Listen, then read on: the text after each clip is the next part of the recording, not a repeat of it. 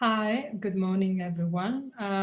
Welcome to newcomers and welcome back to those who already participated in our previous meeting about collaborative housing. And welcome to the speakers of this series of activities that are dedicated to the role of cities implementing the right to housing. So we are here today for the conference dedicated to No One Left Behind, and we have about 280, I think, participants from 14 cities, academic researchers, and NGOs. And we stayed together for something like a couple of hours. So my name is Laura Colini. I am an independent researcher on social inclusion and urban policies, and I work for 2 European programs, URBACT and UIA. And I'm honored today to moderate this event together with Ruth, Owen, Deputy Director of FEANTSA Federation, European Federation of National Organizations working with the homeless. So as a background for our activity, this conference is part of the joint learning initiative of these 2 programs that I already mentioned, URBACT and UIA. For those who are not familiar with the programs, URBACT is helping cities. We have about like 300 cities joining the program to co-design action plans, share practices through peer learning and thematic networks that are concerning different topics related to cities and sustainable urban development. And UIA is the other European program working also with cities, but it's supporting them to realize on the ground, to implement innovative projects that are developed by local actors. It is important to say that this initiative builds on other initiatives happening at European level, among which the most important is the European Urban Agenda. It's structured in partnership that they are dealing with 12 topics that concerns also urban development, and we relate mostly with those partnerships like urban poverty, affordable housing, and inclusions of migrants and refugees. The format of this series of conferences is trying to build on the work of those partnerships and to involve members of this partnership for each event. So we started with the housing partnership with the coordinators when the launching of these activities, and every time we try to include some of the members, or like we did for the collaborative housing webinar, in which we had the collaboration of Housing Europe, and this time with FEANTSA. And the title of this event is Leaving No One Behind, obviously referring to the commitment to the realization of the UN 2030 Agenda for Sustainable Urban Development. But the idea is also to look at actions that are needed to go beyond the spoken and written commitments. We focus here today on housing exclusion and specifically on the housing needs for homeless and asylum seeker. During the 2 hours that we have together, we will have, we are honored to have the sneak preview on the forthcoming 5th overview of housing exclusion in Europe, the report that FEANTSA is launching officially the 23rd of July. And it will be published by FEANTSA and Fondation Abbé Pierre. And then we will present the case studies of the cities initiatives that are part of the 2 programs, UIA and Network. So you will have also the opportunity to see how these programs work, also in sharing knowledge, but also in implementing actions. So the motivation that is behind this is that we are working, we planned this initiative more than a year ago. And obviously, times have changed also due to the pandemic crisis, which has shown clearly, dramatically, that housing is a matter of life, as a determinant as well of health, and that is affecting mostly the excluded from housing, adequate housing. So this is, I think there is a lot of events like this at the moment happening denouncing actually the lack of adequate housing and the urgency to have public authorities, European commissions, and whoever has responsibilities in relation to housing to be engaged, and also to address the structural problems that are becoming more evident with the current times. And I think that the data that FEANTSA is also publishing constantly and researching are also alarming, saying that in the last decades, 70% more of people don't have adequate housing in Europe. So it's really an urgent to take care of this topic, and we join in spirit as well as in actions all the other events and actions that have similar purposes. And my introduction has to come to a conclusion because we want to listen to the speakers. In practice, we have dialogues, written dialogues online. So while the speakers are presenting, you are encouraged to ask questions, but also to propose links or to share ideas. And feel free to use social media, referring to this event and to hashtag Right to Housing. And the other thing is, please do not tweet the report, because the report is not officially launched, as I was saying. So we are glad to have this preview now, but we want to leave FEANTSA and Abbé Pierre the opportunity to publicly share that when it's due time. All the other information that will follow up will be online on the URBACT and UIA website, as well as the preparatory paper. And yes, let's stay with us for the rest of 2 hours. So I would like now to give the floor to Chloé Sermon-Morin, if I pronounce well your name. Chloé is responsible for the coordination of the report on housing exclusion in Europe by FEANTSA, and to Sarah Coupechou from the Fondation Abbé Pierre. The floor is yours. Thank you. Thank you, Laura. Hi, good morning, everybody. We are really pleased to share this preview of the report today with UIA presentation, sorry. Well, yes, we did this report as every year with FEANTSA. And first of all, I want to present our organization, to explain what is the purpose of this report, before to leave the floor to Chloé, who will give you some key findings of the report. So next slide, next again, please. Thank you. So I represent FEANTSA, if my colleagues are okay, as well as possible, because this is not my organization, because I work in Fondation Abbé Pierre.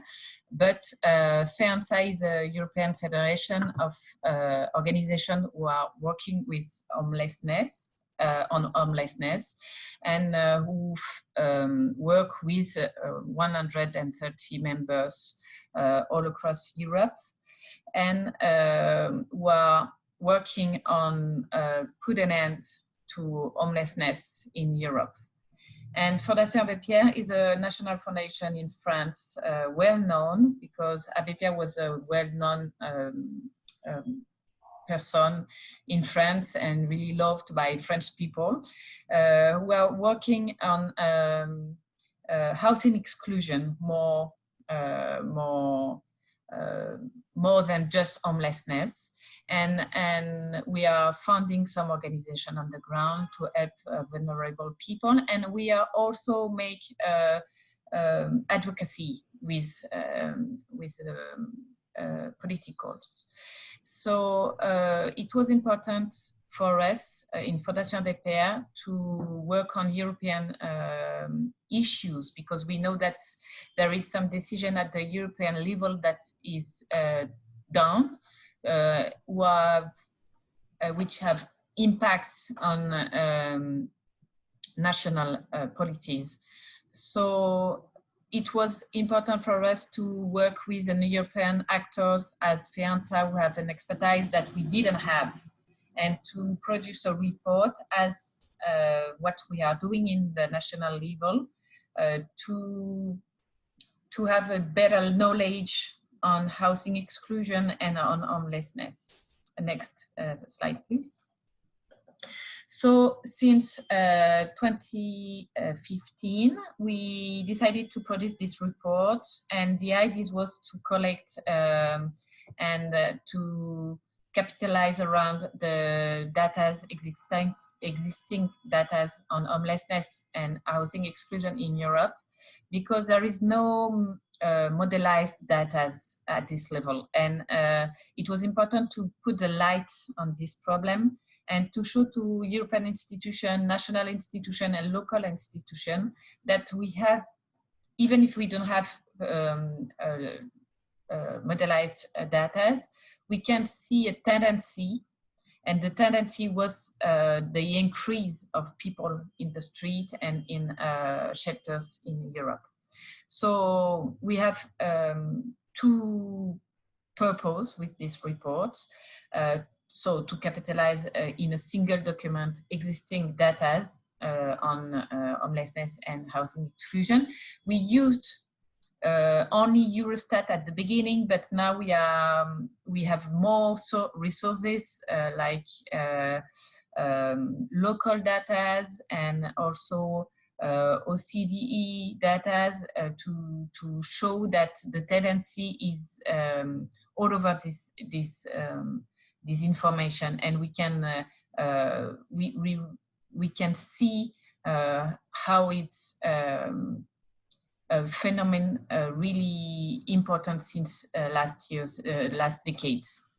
So the document is to capitalize these data, and the other purpose is to call on public authorities to develop the knowledge on this phenomenon, and maybe to have some information modelized at the European level, and to share good and bad practices, to show that we know to do with that problems, we know to react, we know with housing first and all that practices that this is not I miss a word in English, I'm sorry. This is not a fatality. That's what I wanted to say. This is not a fatality. Homelessness and housing exclusion is not a fatality, and we know how to do. We just need some policy volunteers. So to show how good and bad practices and the potential role of European Union in this, to have good practice. So the composition of this report is almost the same each year. We have a political chapter for 3 years now, based on an issue that we have in link with actuality. We are doing big surveys on the field, and we are studying data on this subject particularly. For example, last year it was on emergency shelters and the way that people are sheltered, have shelters in EU, and this year is on migration, as you will see, asylum seekers and the web accommodation for them. And at the end, we have a legal chapter, because we think that it's important to know the state of the housing rights in Europe and the way, and international level, and the way that people can use these rights, because we think at Fondation Abbé Pierre and FEANTSA this is a fundamental right, and we can see that in the international legal instruments, and it's important to show that we can use these instruments. And after that, we have an index chapter with all data that we can see, that we can find, and some zoom on countries to understand that in each country's housing issues is in a certain context, history of the country, and so we wanted to show that to understand each year on 5 or 4 countries how it works.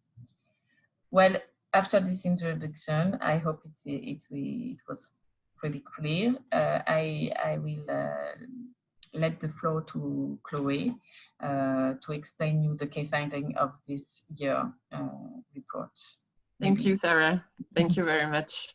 Hi, everybody. I'm Chloe. So I'm working on the coordination of this report with Sarah. So I'm going to go quite fast on the main findings on homelessness to start the dialogue and the discussion with the next speakers. So next slide, please. So basically, I'm not going to tell you a scoop. The homelessness picture in Europe is still alarming and is still incomplete. We don't have a standardized EU statistical framework on homelessness. We have a typology that FEANTSA use often, and that was published in 2006, which is called the ethos typology, but it's used in some countries for statistics, for homelessness statistics, but not in all European countries. So here I put you some of the data that we can collect. So our work in the report is to try to find the different trends on homelessness. But as you can see here, the definitions are really different, for instance, and the time frames, the periods covered are really different. So I will not go into details here, but for instance, here the numbers in Ireland are covering homeless people in public emergency accommodation in 1 week, quite recent counts. In Slovenia, here the numbers are covering homeless people registered by social services, and this is an annual estimate, etc., etc. So we in the last years, we just understood that the trends and the proofs were really alarming regarding different homelessness situations. And here I put Finland because, as you may know, this is the only European countries where we have a continuous decrease trend in homelessness. So basically, if you are interested in knowing more, and if you don't know the success story of Finland, I invite you to read the previous reports we did, and we have different analysis on the policies led there. Next slide, please. So we try to have an estimate. This is really an estimate. I just want to be clear about that because it's not a proof, a scientifically proof exercise, but we try to estimate the number of homeless people in the EU, and we have this number of 700,000 people sleeping rough or in emergency or temporary accommodation on any given night in the European Union, and 70% increase in 10 years, as Laura said earlier. Next slide, please.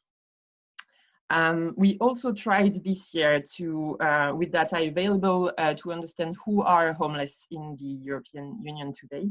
And what is striking is that if we look at trends in the last 10 years, profiles of homeless people changed a lot, and it highlights intensified vulnerabilities, basically, and showing that after 2008, the safety nets in European member states failed for the most vulnerable parts of the population.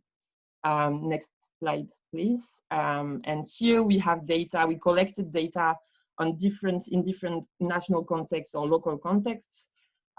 So we have data on homelessness in different age groups. So we have an increase of child homelessness in lots of European countries, in Ireland especially here. We have an increase of youth homelessness in a lot of European countries. And we have an increase of homelessness amongst women, and especially single parent women and women with children.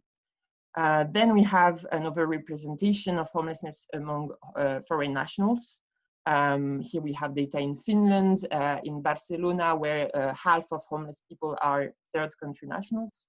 And this quite alarming, a very alarming number in Greece, where 60% of unaccompanied minors are sleeping rough.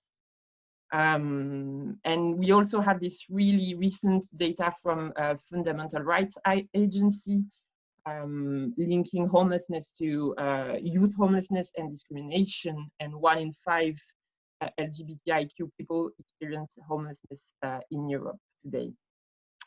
And we also have data in the report so the report will be launched on 23rd of July, and we have data on poorer health of homeless people, higher rate of mortality, and the prolongation of homelessness, meaning the increased length of homeless episodes.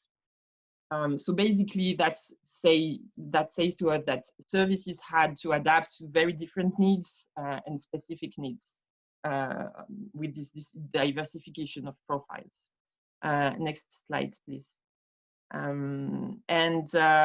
Yeah, the pandemic we have been experiencing worldwide is a collective challenge in terms of right to life and right to health. And we stated that, of course, staying home and confinement measures were not an option for homeless people.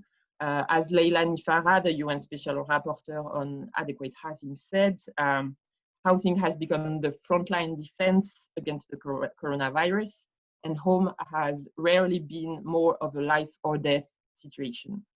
Next slide, please. So we tried to understand how this unprecedented crisis impacted services, so homelessness services, but also asylum seekers and refugees services. And we, quite surprisingly, we were positively surprised, but the analysis now tells us that urgent solutions and crisis management have been rapidly put in place in a vast majority of European member states. And many public authorities, and I'm sure some of them are with us today, were able to find temporary accommodation quickly for a large part of their homeless population, providing shelter, employing hotels, hostels, Airbnb properties, holiday homes, and emergency shelters, etc. So we have some data in the report about that. And we say that measures have been generally timely, well coordinated, massive, and facilitating cross-sectoral collaboration. So basically, the results during the crisis, the sanitary crisis, was nearly zero homeless or rough sleepers in EU countries during the sanitary crisis. That means that ending homelessness, again, is possible with political will, with cross-sectoral collaboration, with adequate investment. And we are facing today a unique opportunity to not repeat failed policies, to adopt long-term action plans, to ensure that homelessness and housing exclusion are not systematic and not a fatality, as Sarah said in our societies. Basically, where there is a will, there is a way, and time for permanent solutions is now. And I'm sure this is a good way to kick off the discussions. Basically, we had different informations from housing ministries in Netherlands, in Wales, officials from a lot of European cities that have already announced plans in this perspective of for a real shift. And I'm sure cities are paving the way for this shift from hotels to homes, to make the right to adequate housing a reality for everybody, for all. So thank you very much. We'll be back later on for the second part of the report, and I'm very happy to give the floor to the others. Thank you. Thank you, Chloe and Sarah. Thank you very much. I would like to pick with the words that you said at the end, saying when there is a will, there is a way to eradicate homelessness and to work against exclusion. And I would like to give the floor to the first speaker from the city, Patricia van der Bouwwede, if I pronounce it well. And Patricia is the lead partner of an URBACT network called Ruth. And the network is the title of from managing homelessness to eradicating homelessness.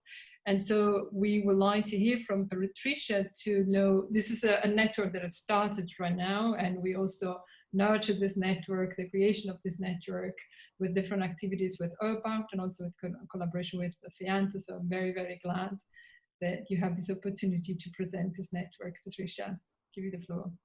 Thank you very much, Laura. I'm very happy to be here and that I can tell about how we tackle things in Ghent, but also how we work together with URBACT and with the other cities of Ruth. So I work for the housing office of the city of Ghent, and I am the project leader for the URBACT Action Planning Network, Ruth, on ending homelessness. Next slide, please. And I will tell you about how we are going to go from managing to ending homelessness in Ghent, or how we are planning to. As we heard already this morning, it's important that Europe and its cities join forces against rising homelessness. We already heard that URBACT is engaged in the Urban Agenda Partnerships of Poverty, Affordable Housing, and that they organized the Policy Lab with FEANTSA. In Ghent, we have signed the shift from the United Nations, in which we promise to see housing as a human right and not as a commodity. And we also signed the pledge on the European Pillar of Social Rights, Principle 19, on affordable housing and homelessness through Eurocities. Homelessness has been rising all over Europe and also in Ghent, and we feel that to tackle it, we need more than just to work locally. So we are very happy that we had a chance to join forces with URBACT. Next slide, please. Through the Ruth Ending Homelessness Network. Next slide, please. The key points of our network are that we want to eradicate homelessness through innovative housing solutions at city levels. Action planning networks are about exchanging knowledge and also about producing local action plans. So we want to exchange knowledge on gathering accurate data. We just heard how important that is. And also in Ghent and in Belgium, we don't have accurate data, and our other cities that are part of the network have the same problem. So we really think it's important to know this, to measure, so we can find the right solutions. So that's why we chose that focus. And on the other hand, we also want to make the shift with housing first and housing led as a guidance model. In the end, every city will produce an integrated local action plan together with its stakeholders. Integrated means over the domains. And we want it to be linked to the long-term strategic goal of functional zero, no more structural homelessness. On the right, you see the different cities that are part of Ruth. Next slide, please. So for those of you who don't know what Housing First is, I will quickly explain it a bit. In the past decades, many countries and cities use the staircase model, which means that they put their homeless people through the shelter system, and then they could work on their lives, and then hopefully in the end go to permanent housing. Whereas Housing First, an American model, says no, it's better, especially for the people with complex problems, substance abuse and psychiatric problems, that they get a house first, for which of course they pay rent, and that they have the possibility to choose support, but they can also refuse it. And when they're in that house, they get a more stable life, more rest. They don't have to worry about where they will sleep next time, and not about all the other people in the shelter and whatever. And now it's been proven that it really works in many cities that use it. Also in Odense, I heard last week, after 10 years, I think 80 or 90% are still in their home. So it's quite a success. It's also cost effective. It's in the end cheaper than sheltering. And as we just heard, it's also better for the health system because people on the streets and in shelters are more in and out of the health system. So I think this, in a nutshell, is what the difference is between Housing First and the staircase model. Housing led is a variation on Housing First in that you have more conditions. It can be that the organization says support is mandatory.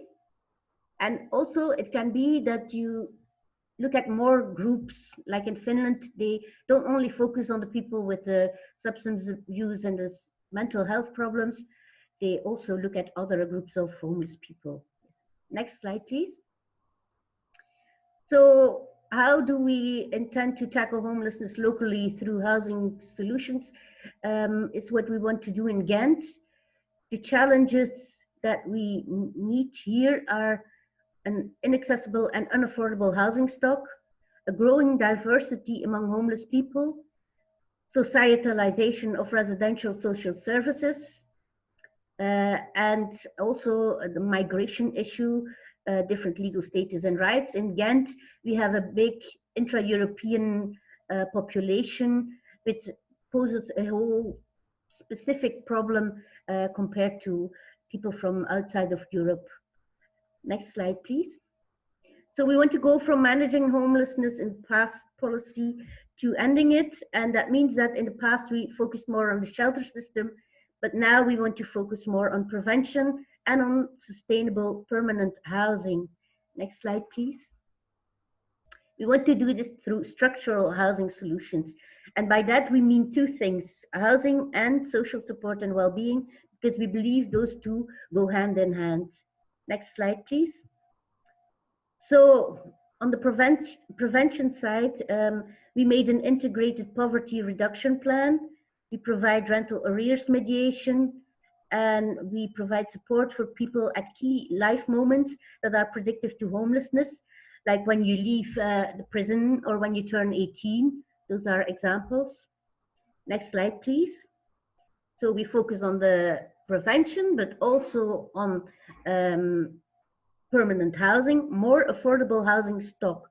We have an integrated master plan for social and affordable housing, and we gathered 92 million euros for the coming 6 years. And for Ghent, that's a huge amount. We did it by using advocacy, also on Housing First, and for other people that want to gather funds, we believe that maybe the COVID momentum now would be a good thing to convince your politicians that that is the way to go.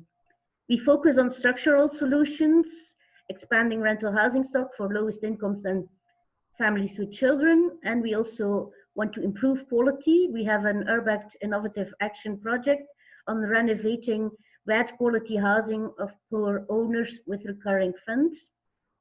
Next slide, please. And we, apart from more stock, we also think we have Housing First, Housing Led for vulnerable groups, for the different groups. So we have Housing First units, we want to double our social rental units, and we are on the verge of building 11 robust units for the most complex group of people. It's similar to the Skevehuset in Denmark, the Danish model, and it's about people that can't live in a normal society, just in neighborhoods, and that are a burden to the people who live around them. And it's kind of the houses of the last resort, they used to call them. But we want to make it a bit more homely. So as we just heard, gathering accurate data is very important. We want to promote using Ethos Lite with Ruth.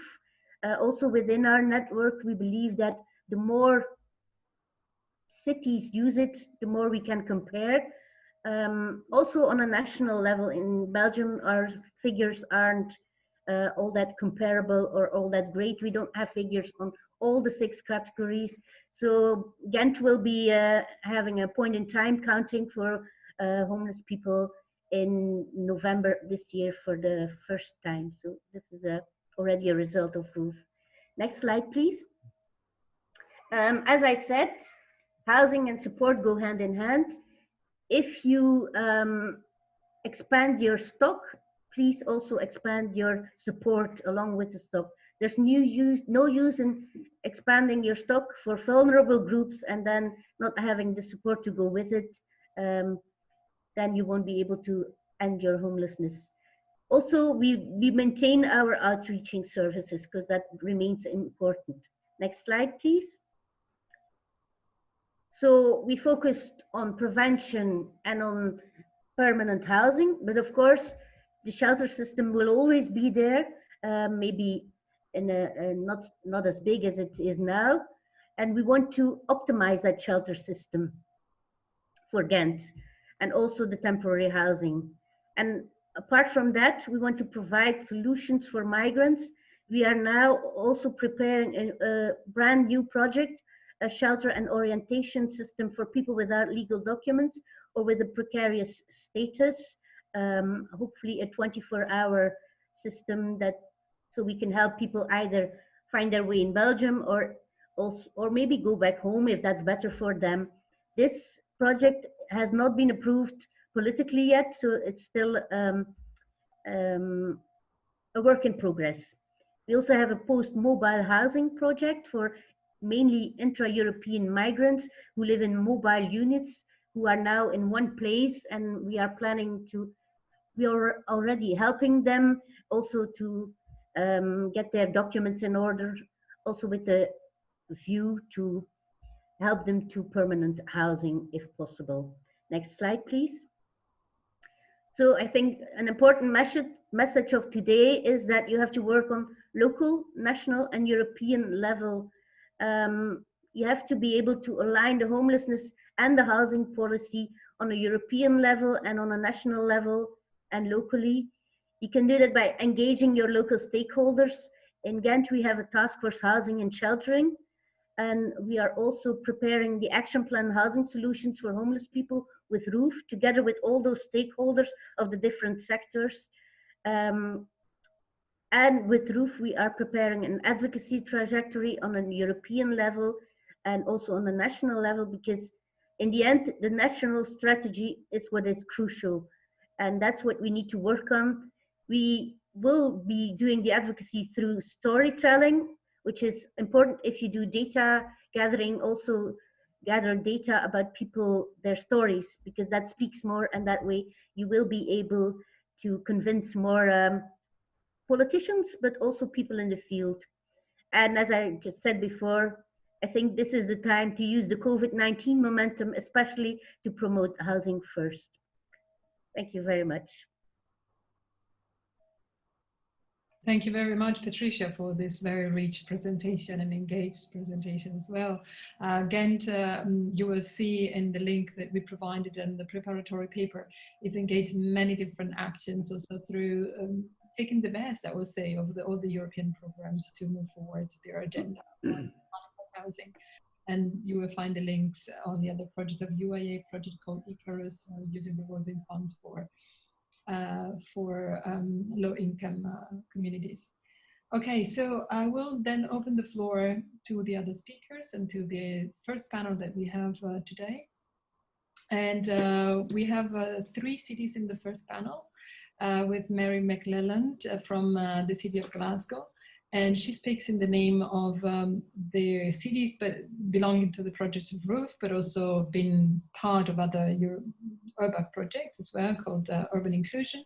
Tom Pedersen-Running from Odense in Denmark, and Martine Chanal from the UIA project Home Silk Road from the Metropole of Lyon. So this time, we don't have the full length of the presentation as we heard from the city of Ghent, but we have sort of back and forth questions, and we will dedicate the rest of the time to questions from the audience. So I would like to start with the city of Glasgow.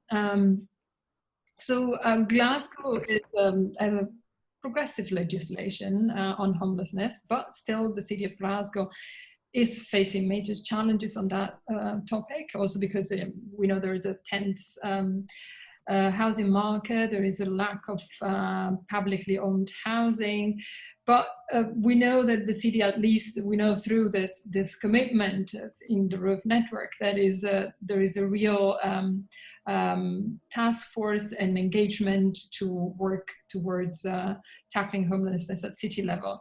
So I will give the floor to Marie to tell what are these challenges and what you do for it. Thank you. Marie? Can you hear me? Yes, okay, thanks. We're always like, oh, okay. Thank you, Laura. I'll just say a very few small points about Glasgow to give some context of our homelessness problem, or our challenge in Glasgow. As many of you know, and as Laura has touched on, Glasgow has some real challenges despite having some of the most progressive housing legislation and policies in Europe. We have some very deeply entrenched poverty in Glasgow, which is a result of the very rapid deindustrialisation of our economy in the 1970s and 1980s.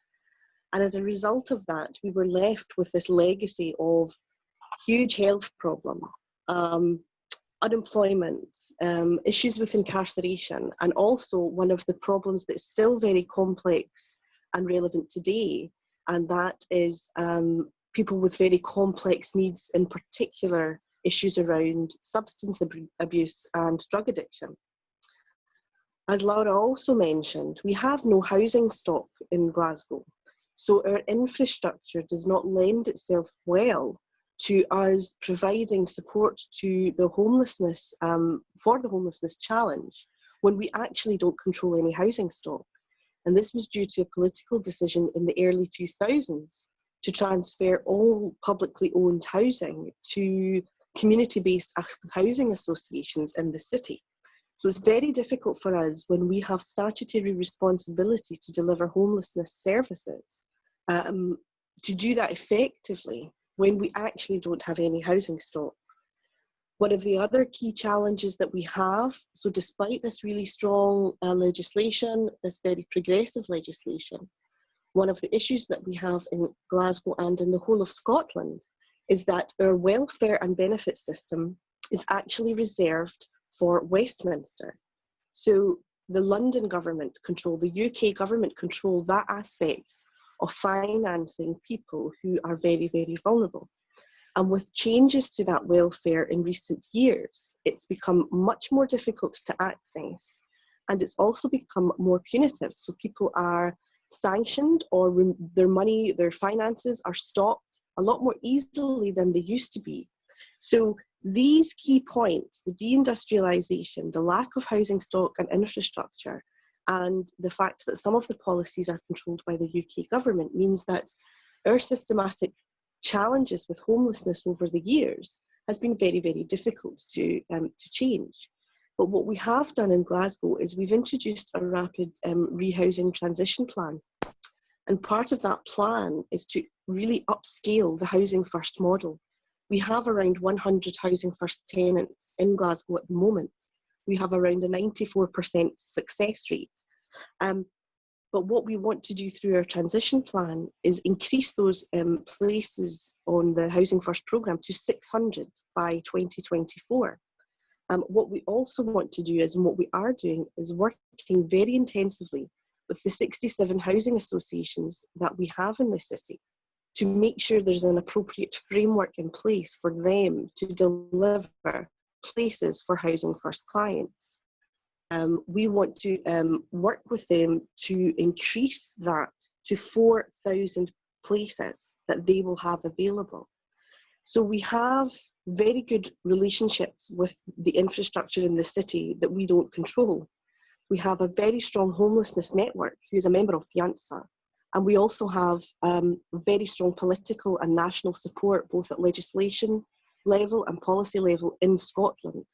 So all of these means that we are hopeful that we can reach our target of eradicating homelessness by 2030.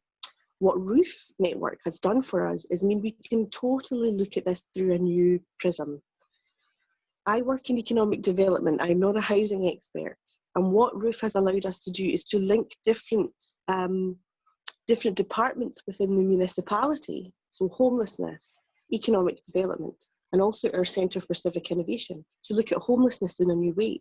So we're really trying to take a much more integrated approach, where we're not just working with housing and homelessness organisations, but we're also looking at it through the lens of economic development and civic innovation and civic participation.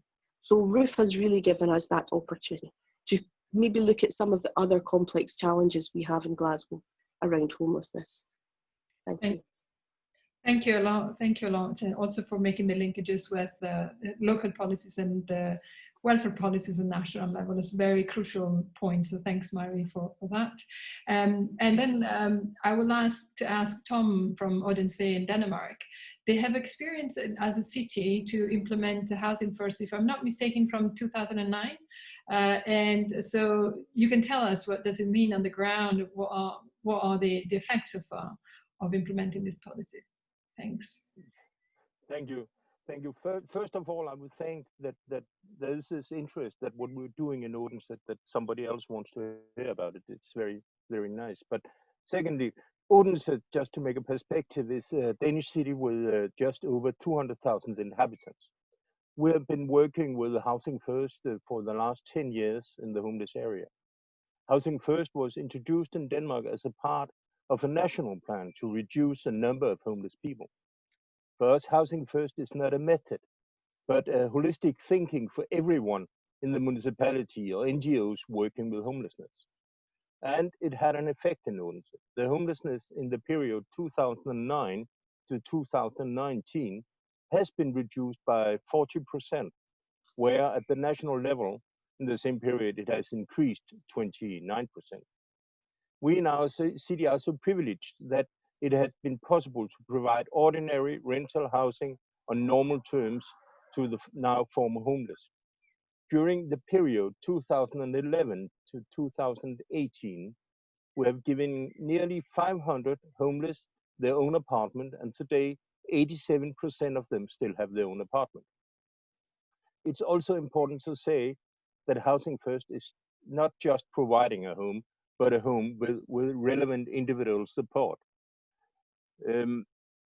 Some studies has been made of what we have been doing in Odense, and according to these reports, there are some areas that are worth to note.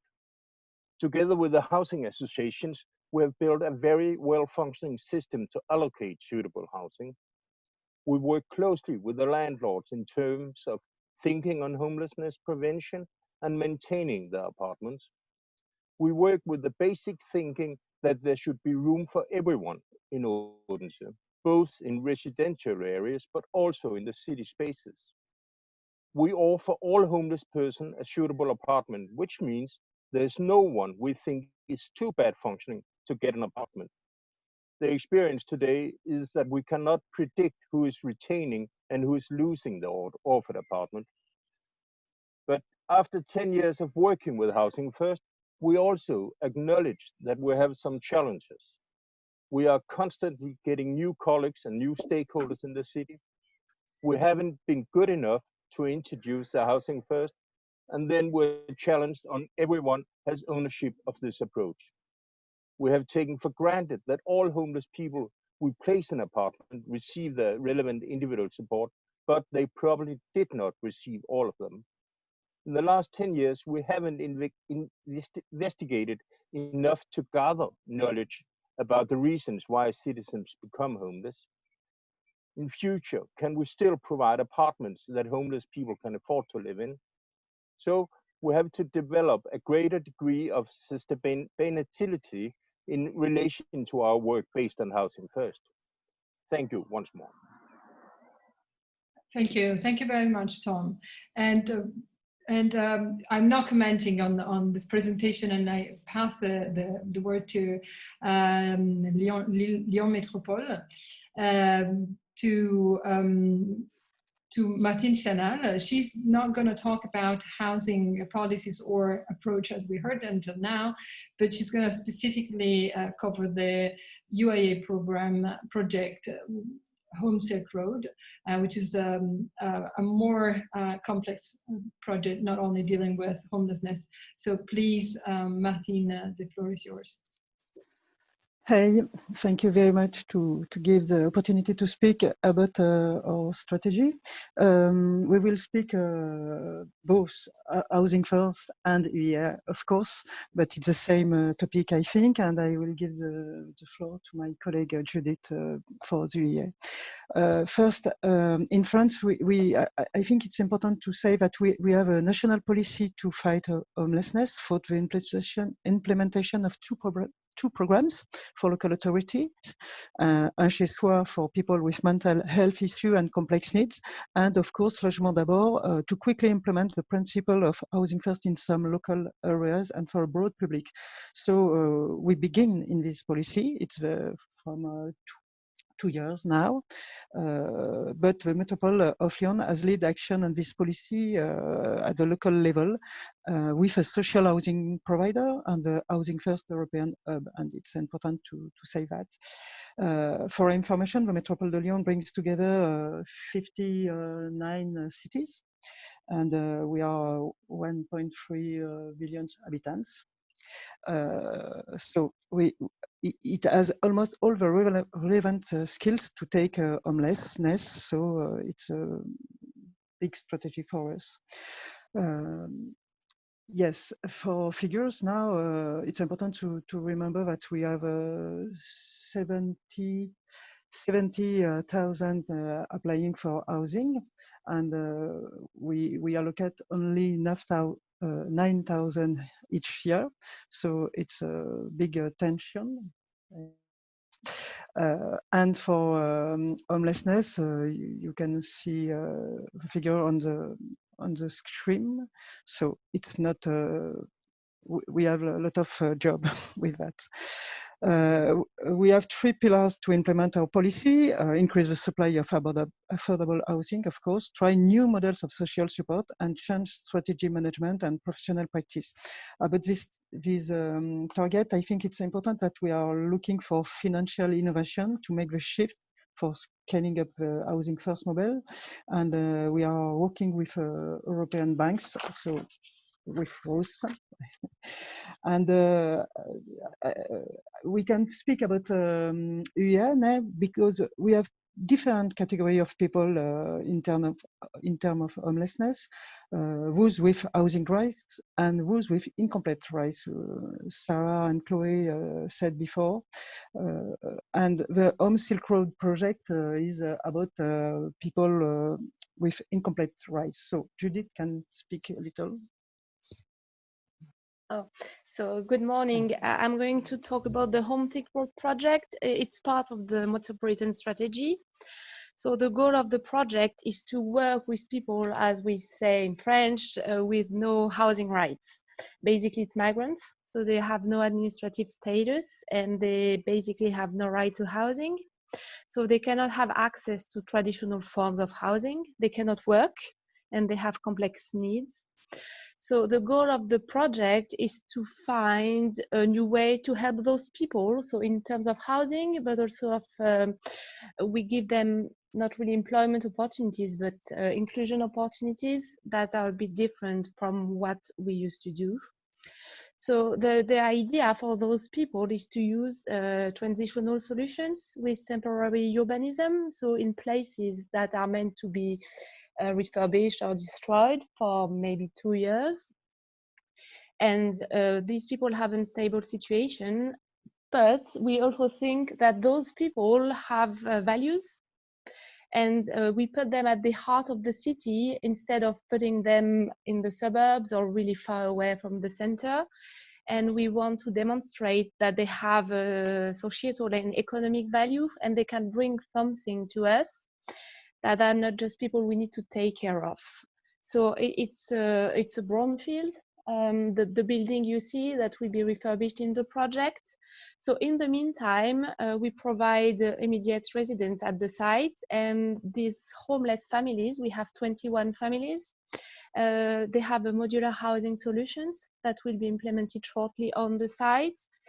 And we also give them social and job support. We want them to reach their full potential. So one of the things we'll do with employment support is we have, it's called, basically a workshop to guide them towards active life. They help restore the site, and we use social insertion clause. So basically we'll open a community restaurant for those people. They can work there. It's not about labor law, it's social law. So they're not actually working, but they are doing something and they develop their skills. And we also give them cultural opportunities and inclusions to work with the people. The problem we have is these people cannot legally work. So we give them skills and we have them getting included and all, but at some point, how can they have a real job? So that's also our challenge, is to help them and actually give them something. Thank you.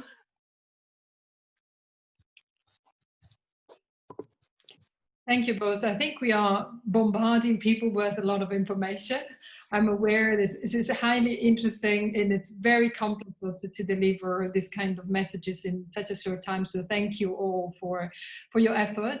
And I want to say that Ruth, also Owen, besides being the Deputy Director of FEANTSA, is also working with this specific project of the Lyon Métropole and as an expert. And I would like to give her the floor to ask some questions and or collect some questions from the audience for what we have been hearing until now. Thank you. Okay, thank you very much for the really interesting and inspiring presentations. I think that there are two questions that maybe could go to all speakers and one question specifically to Tom. So the first question is a question about the criteria for selection for people to access Housing First programs. So what criteria are used to select people to participate in Housing First programs? And the second question is one relating to who should have the primary responsibility when it comes to homelessness policies. Who should be in the driving seat? And I guess what are the key levers for effective homelessness policy? So maybe we can start with those two and then come back to a more specific question.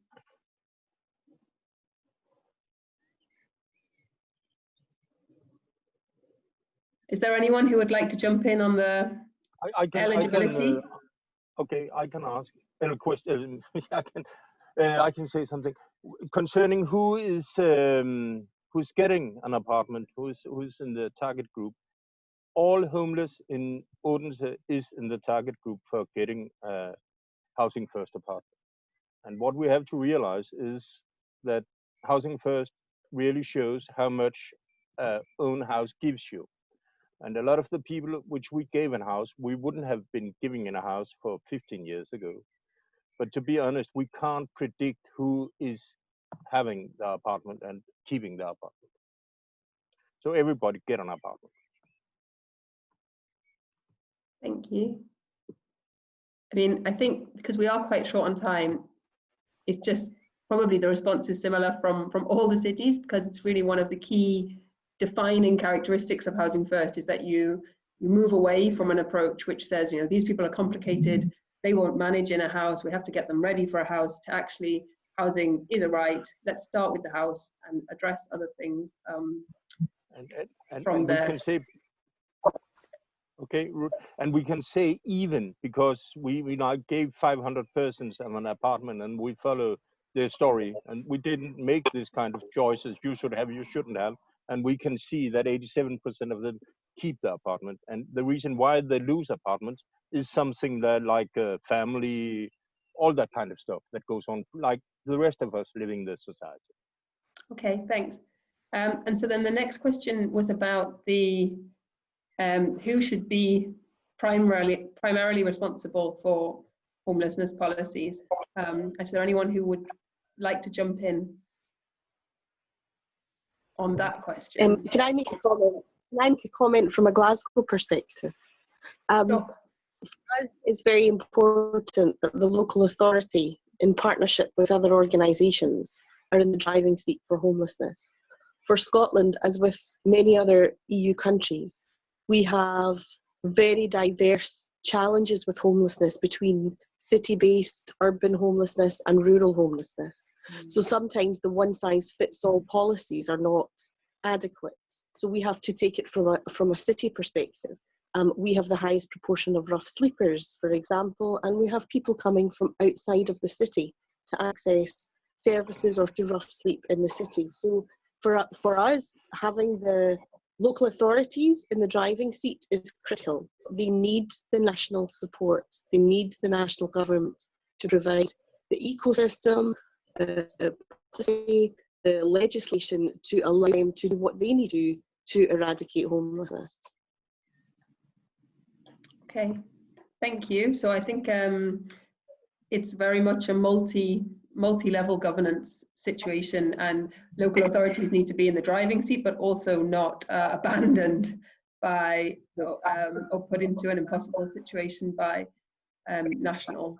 I think the national strategy is crucial. If, like in Glasgow, they have that national strategy, and because of that, they can be strong on a local level. But if you don't have that national support, every city has to fend for themselves, and so I think it starts with a good national strategy.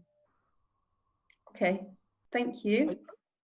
We can say the same in Denmark, where we see the changes was when we started up with a national strategy. But all the cities have different kind of situations, so that local city also need to take responsibility and have the possibility to make the decisions and do whatever. But nothing can happen without the national strategy. Okay, great. I'm going to have to wrap this up because we're really running behind time. But I'd just like to highlight that there were 2 questions that we haven't answered here, but that maybe people could take up in the Q&A or in the chat. Tom, there's a question about the impact of the ghetto package in Denmark on homelessness policies. And there's also a more general question about homelessness amongst LGBTIQ people and the kind of trends we see there. So if anyone would like to take those up in the chat, that would be very welcome.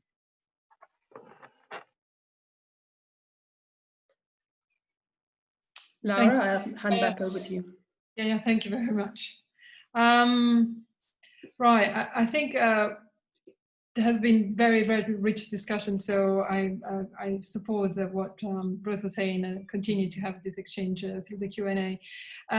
We have seen also with the studies that FEANTSA and Abbé Pierre has been conducting, but also others organizations, that when we talk about homelessness and the changing trends in the last decade, we see that there is a high share of migrants and specifically asylum seekers, recipients of subsidiary protections that end up sleeping rough. And so what we want to do, knowing that obviously the national policies are fundamental, and but it's also really, really hard to reach the member states' voices. We also believe that the cities have an important role to play also in terms of political pressure. And that's why we would like to welcome cities that are in their own localities implement either progressive policies or progressive projects. And that's why we invited them to be part of this second part of the panel. So we will open as we did for the first part with some key findings from the report, which is the red line of our the fil rouge of our discussion today of Abbé Pierre and FEANTSA, and we follow up with the city cases as we did until now. So Chloe and Sarah, if you want to jump into the presentations and lead us through this second part dedicated to housing needs for asylum seekers. Thank you. Thank you, Laura. So as we said, this year we wanted to have a light on the condition of reception and services accommodation for asylum seekers and refugees in Europe. Why this choice? Because it appears that the numbers and their numbers have continued to increase in the homeless population regarding data that we have. As we said again and again, there is no data for everywhere, but when we have those data and the perception of organization on the ground, we saw that there is a tendency to see more and more people from migration in shelters in Europe. So we wanted to understand how the wave of immigration and the housing crisis have maintained a vicious circle leading to the violation of people's fundamental rights. And to understand this, we studied a lot of reports, but we also went to the city to meet organizations and institutions that support those people from the street to the housing. So the next slide, please. And next again, sorry. Thank you. So to write this survey, we had to define a certain methodology because of the complexity of the subjects. So we choose to work on 2 points. The first step, the reception, and when people arrive in Europe, with a focus on asylum seekers in the first sentence, and we wanted to see what were the living conditions and of those people coming to be protected in EU throughout the asylum procedure. But we saw that we cannot see also the dublined and rejected person because they are very vulnerable to homelessness, and this is a part of people in shelters and in the streets in Europe. So it was important for us to have also a focus on those both category of person. Then in a second time, we have studied people with international protection, and to see how was the access to housing for them as new residents of a country in a context of in a lot of countries in Europe with a lack of affordable housing. So it was interesting for us to understand how countries have organized the access to house for people who will live for a long time a priori in their country. In order to facilitate our research, we are focused on 9 countries receiving the largest number of applications. Germany, France, Spain, Sweden, Switzerland, UK, Greece, Italy, Spain, Netherlands, Sweden, Belgium. I hope I don't forget someone. And to be clear, I want to give you the information on the legal framework. Asylum and immigration has been in EU competence since 1997 and the signing of Amsterdam Treaty. And our work has been carried out in the light of the minimum reception and condition defined by the Reception Condition Directive of 23. So next slide, please. Just some background information. In Europe, there is 512 million inhabitants in 2018, and of which 4.4% are non-European. We have we had a peak of application for asylum in 2015 with 1.3 million application, and followed by a significant drop in 2018 around with around 650,000 application, and a further increase in 2019 with around 720,000 application. We know that asylum seekers are mainly young people with 77% under 35 years of age. And in 2019, we had 220,000 people who had protection status, international protection status, or other title to live in EU. So I leave the floor to Chloe to give you some key findings of this study. Thank you, Sarah. So the contents of this part of the report, basically the first part is on how asylum seekers in Europe are facing inadequate reception and accommodation conditions. We first try to understand the distribution of public responsibilities for accommodating asylum seekers, refugees, and homeless people, to understand how the system works in different countries. And of course, there are very diverse standards and practices among member states. So in the report, you will find a table with the 9 countries that Sarah mentioned, with the different public responsibilities distribution. And then we tried to analyze the state of emergency accommodation systems.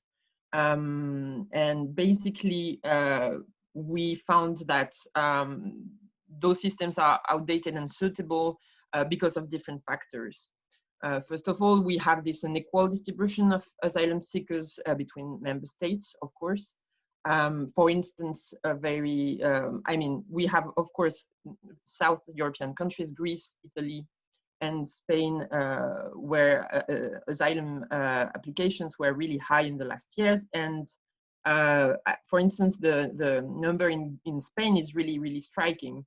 In 6 years, you had a multiplication of 45 of, you had 45, like the asylum applications were multiplied by 45 in Spain in 6 years.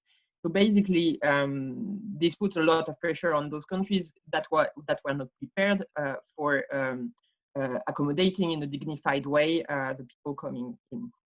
And then you have the question of the overwhelming of the reception systems, because also of the lack of places. And the result in the end is the fact that homelessness emergency accommodation systems have been in the end have been the solution and the main solution given to asylum seekers. So you have this overlapping in some European countries, not all of them, but in France, in Italy, in Spain, and in Greece, you have this overlapping of the emergency of homelessness accommodation system and the reception accommodation system for asylum seekers. And if you are interested in the details of the sheltering system, etc., our report last year had lots of information on that too.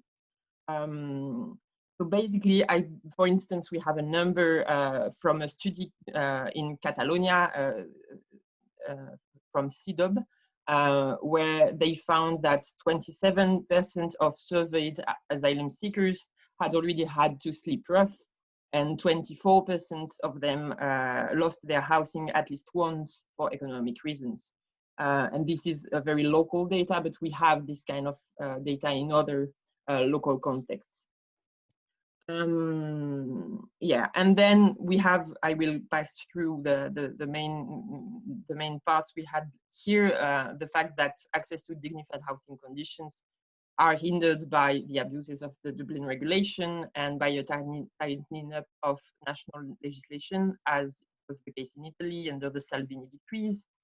And then we have this analysis of the varied measures when it comes to provision for people in vulnerable situations. So we have an analysis of the situation for unaccompanied minors and people with mental health issues, etc. And then the last part here is a focus on the absence of accommodation options for migrants in transit. And that was really interesting to hear earlier, Martine and her colleague from Lyon. And we know that lots of local projects are existing, so it would be interesting to know more about it later on. Next slide, please.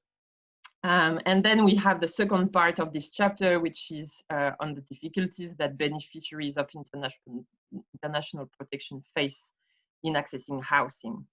And here what's really striking is that the key factors of housing exclusion for refugees from housing markets is the rising housing costs that are especially problematic for poor households.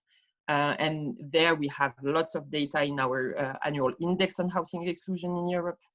And also the fact that non-EU nationals are more likely also to live in unfit housing and overcrowding. Then we have also the problem of housing transitioning despite the change in administrative status. Basically, we found that in Europe, you have countries where you have a public system for accommodating beneficiaries of international protection. For instance, in the Netherlands, where when you live in a asylum seekers reception and you have your international protection granted, you can transition in a dignified way to housing solutions, because this is a strategy led by the state, and you have options that are open. In other European countries, you don't have this structural system to welcome beneficiaries of international protection. And you also have, adding to that, very short deadlines to leave the asylum seekers facilities.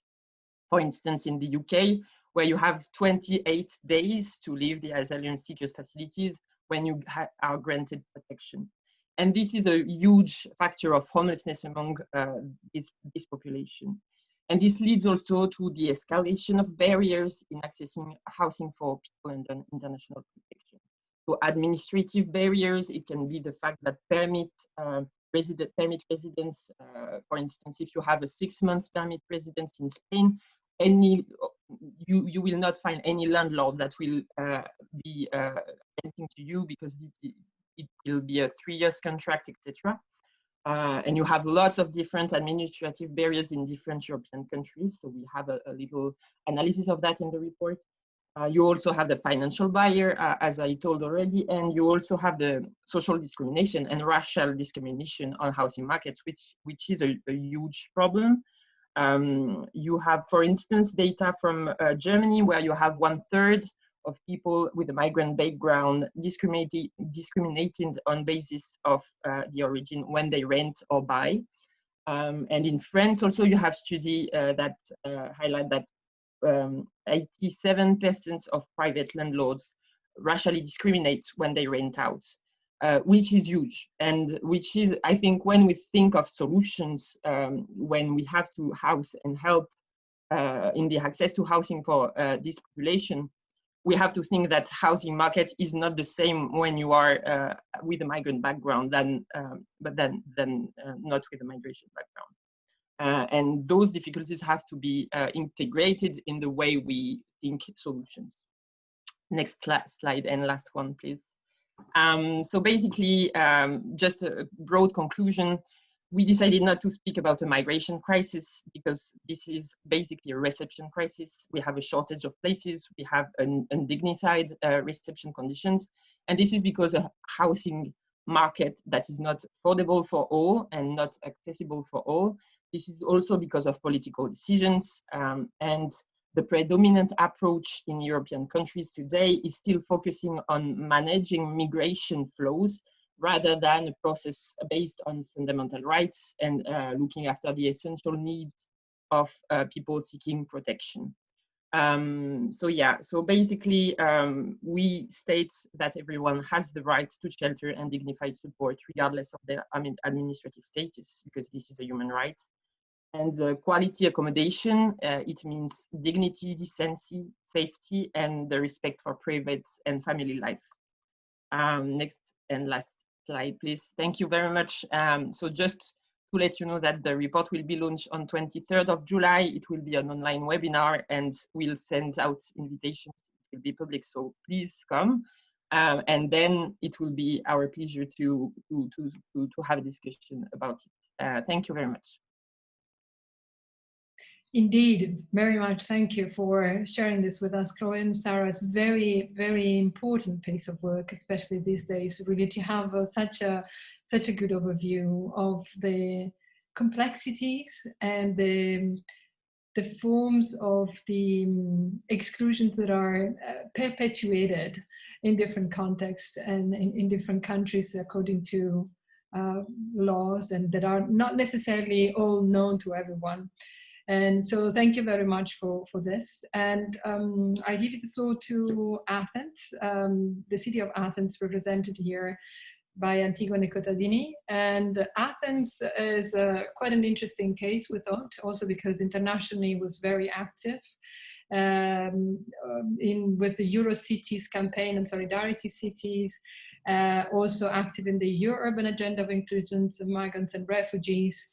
And the urban agenda is also quite an interesting place to look for those who want to know more about European urban policies in relation to migration, also because there was, we launched within the urban agenda the universities, the urban universities in this topic. And also we had one conference dedicated to housing with a background paper by the Housing Europe, which was published at least internally, I remember, some years ago.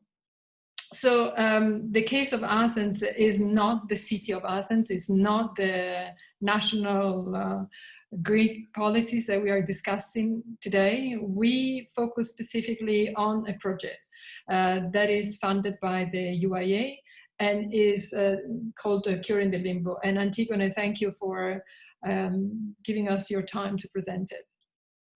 Thank you very much. I'm very happy to join this conversation.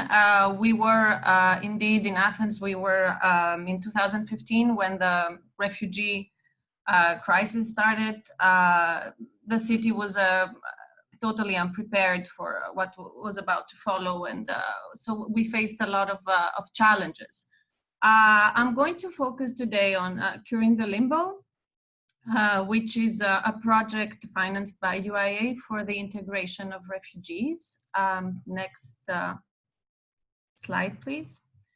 So very, very briefly, to mention, our partnership is between the City of Athens and its development agency, the University of Athens, which is a partner for a training program, International Rescue Committee for a job counseling program, and Catholic Relief Services is our partner for the housing component of our program. Next slide, please. So our project focuses on a very specific population, which is adults. It's people that have asylum. They have been granted asylum in Greece. So it's not asylum seekers, it's people who are refugees in Athens. And they are Arabic, Farsi, and French speakers. And our pilot targets 350 people. Next slide, please. So a few words about the challenge of our project overall, just to give you the context. We want to, the goal was to create, is to create a dynamic and holistic integration model for people that have been in Greece, in Athens for a while now, in limbo, waiting. And we really want to help them transit from a humanitarian aid approach and programs that have a humanitarian aid background to a life that they get to choose in the city. A very important component of our program is to connect the people, the refugees, with the local active citizens in the city of Athens, and together they can design collaborative actions which are going to respond to city needs that have been identified. Next slide. So our main action pillars are, as I told you before, training with the University of Athens, job counseling, connection to city activities, and affordable housing, which is the pillar that I'm going to focus on today, and to try to explain to you our pilot and how we are approaching this affordable housing problem. So a few words about the housing situation and the context in Athens when Curing the Limbo was first designed. So following the 2015 reception crisis, we had really thousands of arrivals in the city, so there was a need to find very quick accommodation solutions. And that was true in other places as well, of course. But Athens was really, as you can imagine, one of the cities that faced the biggest challenge in this context. And another thing that was that you need to know is that the main characteristic of the Greek housing market is that the bulk of available housing stock is privately owned. And especially back in 2015-16, after a long year, along the financial crisis, a lot of apartments were available. This, of course, has changed over the years. Humanitarian programs that were designed initially addressed the problem with a temporary accommodation approach. So the idea was to temporarily shelter people that were in transit, since people were relocating to other European countries. So that was the main characteristic of the population. And then, of course, the borders closed and the relocation program ended, and then people kind of became stranded in Greece. And two other things that are important to know is that there are no longer, there's no social housing policy at national level. So it's not that people were going to be directed in, long waiting lists to get housing somewhere in the country. Of course, the way that things were designed back in 2016, there were no long-term housing solutions for the people who are granted asylum. So that's how our project started within this context. So our goal is to, on the one hand, help refugees transition from an emergency to a longer-term housing solutions, and to best support them, of course, with the other services provided in the program, to build a life in their life in the new city. And on the other hand, we want to create a sustainable housing model that fits the characteristics of our market, of the housing market, and to try to find incentives for private landlords to participate in this pilot. Next slide. So we created a housing facilitation unit, and we provide all the services you can see. First of all, we provide access to a pool of apartments, which we identify, we visit, we check if they are good for someone to live in them. And then we put them on a platform for people to choose and to visit them. So, and then we go and visit the apartments with the participants of the program. Rental technical support, very important. So we help people go through, first of all, we conduct some workshops to help them understand how, what is, life in the Athenian building. Then how to set up, electricity account, or things that are not obvious even to Athenians sometimes.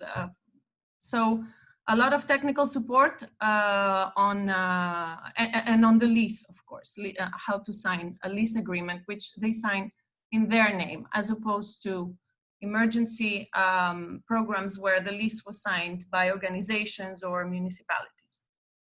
Conditional cash subsidies. So once they choose their apartment, they get some subsidies which with time decrease.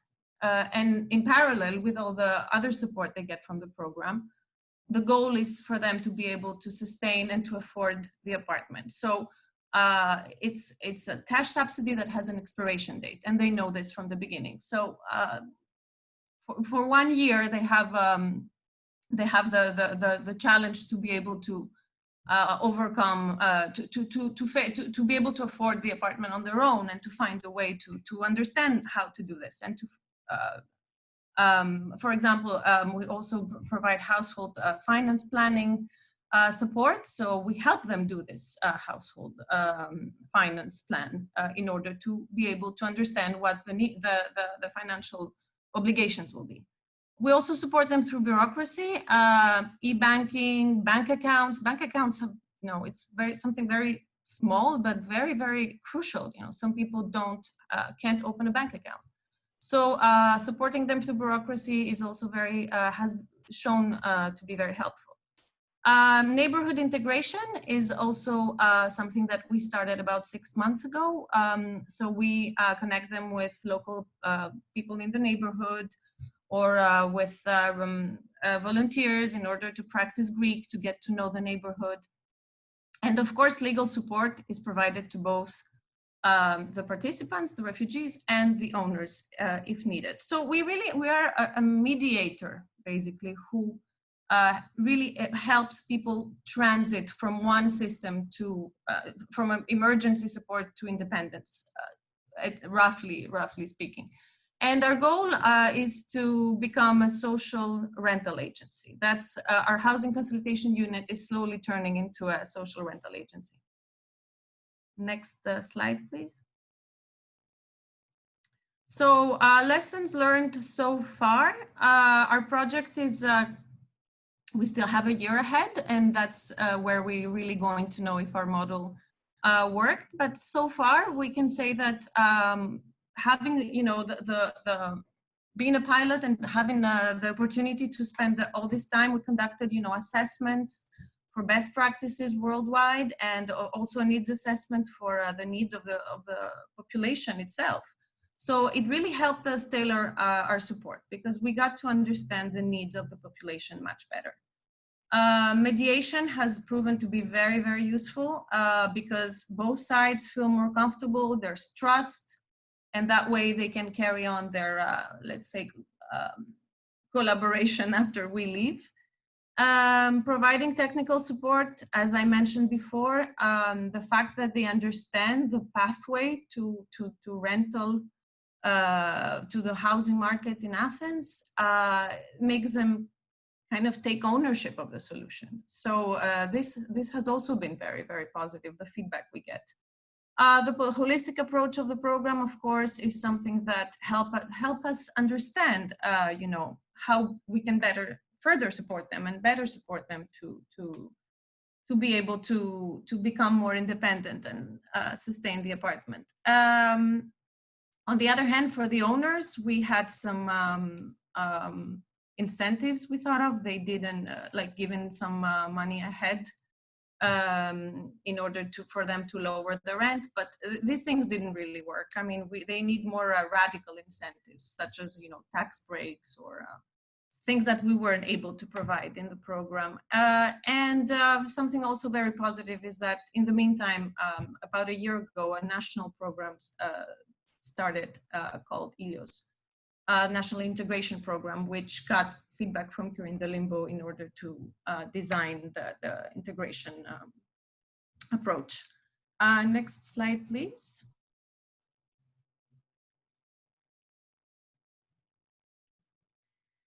The challenges, some ahead, some behind us. Of course, this is a model that depends very highly on private market availability and costs. And it is and was subject to changes in the housing market. So let's say in 2017, when the program was designed, there was a lot of available housing stock in Athens. And then with Airbnb and golden visas, this situation radically changed. We were aiming to be able to work with some publicly owned apartments, maybe to renovate them and, you know, cure the limbo of the city as well, as we like to say in the program. But that wasn't possible. Too much bureaucracy, or even if when we found some ground, you know, for collaboration at some point, got, you know, stuck somewhere. Lack of employment opportunities, of course, contribute to precarious tendencies. A big question is the impact of the housing model. For us, we don't know yet if people will be able to keep their apartment. It's something that we will find out starting this August. And the financial sustainability, because this social rental agency, of course, seems to be working very well, but it's still unclear who could incorporate this in their mandate, because housing is still a national competence. Of course, cities stepped forward and became part of the solution in the past years because it was the only way to go. But it's still unclear, you know, how this situation will evolve. So Next slide, some key figures. This is my last slide. This is just to give you an idea of the feedback we had so far from the participants. So some people stated that they feel ready to maintain their apartment beyond the project support, 62% of them. 79% stated that rental subsidy enabled them to meet their accommodation needs according to their personal choice criteria, which was very important for us. And 88% stated that the rental subsidies combined with the accommodation support received allowed them to focus on their priorities and you know, look for a job or follow the Greek lesson classes we provide, etc. I think this is my last slide. I also wanted to mention that although the background of my presentation is all slides from photographs from people, participants who, you know, go out there and take pictures of the city as they get to know it. So this is it from me. This is my email. I'll be happy to answer questions. And thank you very, very much for this opportunity to share some of our knowledge. Thank you, Antini. Thank you very much for presenting it. And for those who are new to UIA, there are many other cases relating inclusions of migrants and refugees in their cities practices, and you can find them online and on Urban Innovative Action website. And also this type of funding that goes through UIA, it's really testing new ideas that haven't been tested before. So Antigone, I think, was very good in saying, we learned something, we don't know how it's going to go, but that's what we are trying. And that's, I think, part of the opportunity of having this funding for housing, which is a bit different from other sorts of funding that are managed at European level. So as we did before, we would like now to move to the panel. And we invited the city of Thessaloniki, also part of the program of URBACT, joining Arrival Cities Network, which was a network, was very, very interesting network that was created at a time of the peak of the debate of around migration around 2015. So what's called Arrival Cities Network. And then the other one is Antwerp, a co-housing project developed within the UIA. This one is a close finished project of UIA. And then we have the Thomas Lacroix from the CNRS Research Fellow, whom I know from an initiative that we, group of activists, NGOs, European-wide are supporting, which is called From Sea to the Cities. We are trying to involve cities as you and other cities to really campaign for different and better inclusion policies at European level, and then we'll share the link online. So I will give the floor to Thessaloniki. Merit, please, the floor is yours. Hello, everybody. I think this would be a good follow-up on what Athens presented, but also what FEANTSA also presented regarding asylum seekers, refugees, and housing precarity. And moving on that, obviously, we are dealing with a difficult situation nationally in terms of the lack of social housing policies, lack of any governmental body intervening structurally. So like Athens, we in Thessaloniki, from the times of Arrival Cities and that network, started thinking of locally and saying, we are going to do local policies, local solutions, and some form of structural response to housing, because for the integration of migrants and refugees, we saw housing as a right and as an integral part of our integration strategy as a city, as the municipality of Thessaloniki, but working on the metropolitan level. And now we are working through the Ruth network, which is supporting us in dealing with homelessness, but also dealing with risk of homelessness. So what I'm going to explain a little bit what we are doing. And why the refugee population especially is under great risk at the moment. So moving on to the context that Athens mentioned, we have to note that refugees, there is a contradiction actually, because refugees, once they get recognized, they lose quite a few benefits. So although they have the same rights as Greek citizens, according to the legal framework, they lose their temporary accommodation, STIA program, which is directed to asylum seekers. And due to the latest changes in the legislation, they have to move out from their temporary accommodation in 1 month with a 1 month notice. At the moment, this concerns 11,000 recognized refugees nationally. Plus, the administrative barriers means that there's no safety net that refugees can move into, such as rental subsidies that are provided to vulnerable social groups because of the preconditions. So you need 5 years legal residence in the country to be able to access rent subsidies. Here comes a program, an EU-funded program, which is ELIOS, which Antigone also mentioned, which provides rental subsidies and accommodation support for 6 months. However, when we think of that, this is positive, but it's still only 6 months. We still have the problem of employability and sustainability of this housing solution, especially if we consider the lack of housing availability and the pressures on housing availability at the city level. This is true for all vulnerable groups, but it's even harsher for refugees because of increasing rents, red loans, auctions of primary residences. This puts an increasing pressure on the rental market. And only in 2019, there was an 8% increase in rents in Thessaloniki. So what are we doing to respond to that? Through the support of the Ruth network, we are, like Athens, at the moment, carrying out a very thorough baseline study in order to identify potential housing stock, and especially empty homes and closed homes, building a financial incentive scheme and a financing scheme for a housing provider that's going to be established under the development agency of Thessaloniki. So we are currently working on the legal statutes of the housing provider that is going to manage housing stock and will be a social rental agency, hopefully soon.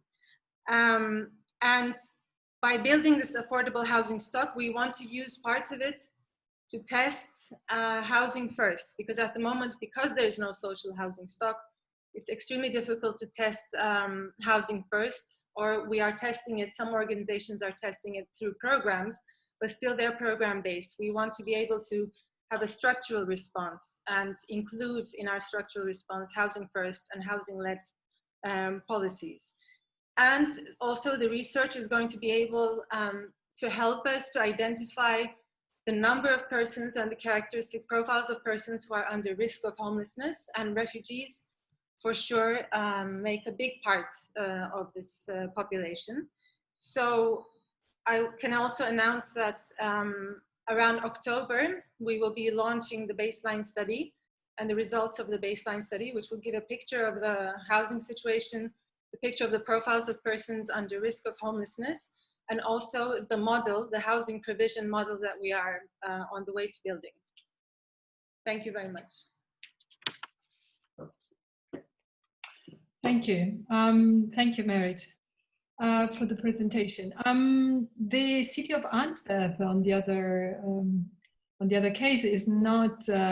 It's focusing on specifically on a single project, like for the other UIA, and this is a completed project. And the question that I would like to ask is, why did you decide to focus specifically on unaccompanied minor or young adults or refugees? And what has been achieved, and what is the current state of the art in your cities around that topic? Thank you, Jorgen, for telling us. Thank you, Laura. Yes, indeed, we were one of the first 5 cities getting UIA grants to deal with a migration issue. So we're also one of the first one finishing our UIA project. We finished 8 months ago. Can you show the PowerPoint? Yes, thank you. So we finished 8 months ago, but what do we do in the project? Really simple, is we let people cohabitate together, because we thought young unaccompanied refugees would benefit by living together in a one-on-one apartment with a young Flemish volunteer. That's really intense and innovative, because I don't think there are a lot of projects where you have a buddy system, but they're living together 24 hours a day in one house. Why did we do that? Because we noticed that we have a lot of unaccompanied young refugees getting recognized, and when they're turning into 18, when they're going into adulthood, they indeed also have to leave the shelter in 2 months' time. So they can stay in the shelter until they're 18, but then they're on the streets and they're on their own. They also have no legal guardian after their age of 18. They get a social assistant who can speak to them 30 minutes each month. So we thought, like, that's not enough. They need more practical help, more informal support, and more intensive training. So that's why we tackle those youngsters having no family, but recognized and have to get living in Antwerp all by themselves. So that's the reason why we launched this project. We saw a lot of achievements in the project. Refugees were more fluent in Dutch, were more confident to speak Dutch because they spoke Dutch every day in their house. We also saw, for example, that a lot of social workers internalized expertise. So that's, for example, something we hope that's sustainable for other projects and regular services. We also saw that families of buddies were more tolerant after their son or daughter lived with a refugee. It's also a nice achievement. And in those 3 years, we had 81 refugees living with 77 buddies in those 3 years. Most of the time they lived together for 1 year or 1.5 years. And they did things together, but it was really informal. So we did not say, as a project team, you have to share the dinner together. You have to go sporting together, because they had to find their own way what's suitable for them. What was challenging in those duo, in those coupling, those people, was that refugees, when they turn into 18, they are a little bit sick of those shelters. So they don't really understand that they need help. So they want to live alone. They just want to go away from all social services, and they don't want to be helped anymore, even when they know they don't have administrative skills and so on, but they just have 3, 4, 5 years in shelters, and they finally can get out living by themselves. So that's the reason why some refugees, after living a few months together with a Flemish buddy, went out of the project because it was too intensive. Besides, a lot of Afghanistan young refugees didn't understand co-housing. They didn't understand what co-housing was about, so it was really difficult to mention to refugees what is co-housing, because in Flanders it's not unfamiliar. When you're young, you go living with somebody else, but for them it was new, and we had to explain it a lot, and they didn't understand why they were allowed to make noise at 12 o'clock at night with their friends in their bedroom, or why when they lived with a girl, it was not the wife they were going to marry to. So we had a lot of frustrations with both sides. So that's why also a few couples dropped out, but most of the ones finished the trajectories really well. You can go to the next slide, please. Because we noticed, we also wanted to find the best way of housing. Do you put them in a one-to-one place in an apartment with 2 bedrooms?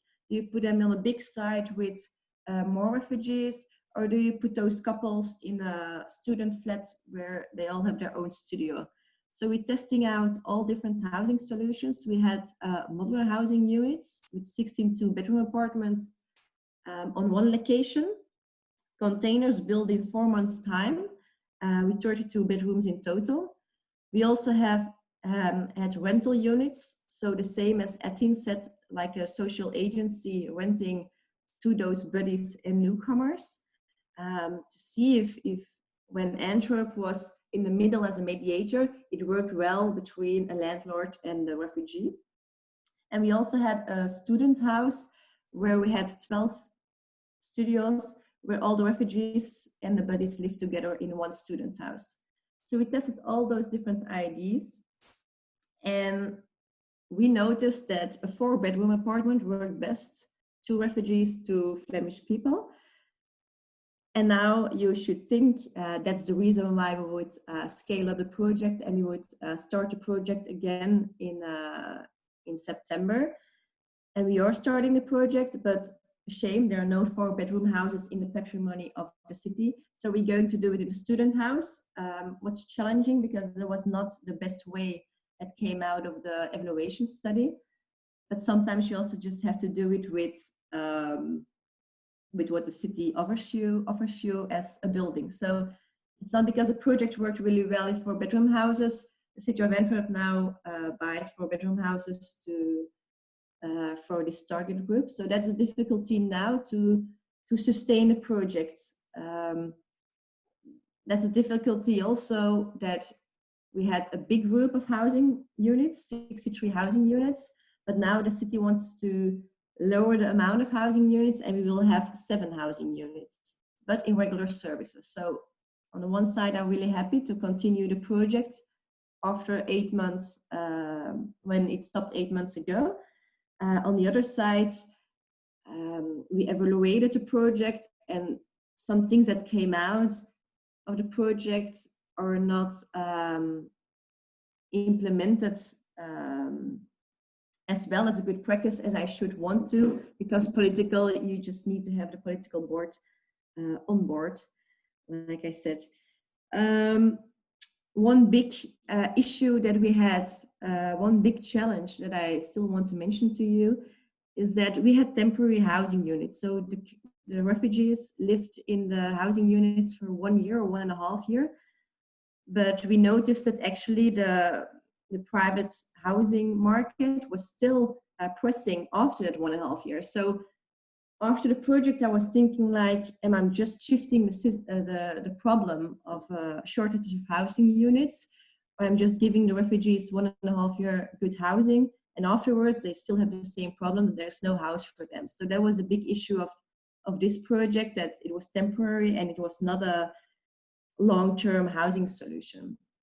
And that's maybe a tip that I want to give. So if you ever do a project, it's good to have a temporary solution, but if I would do it over, I would work more to the long-term impact. Thank you so much.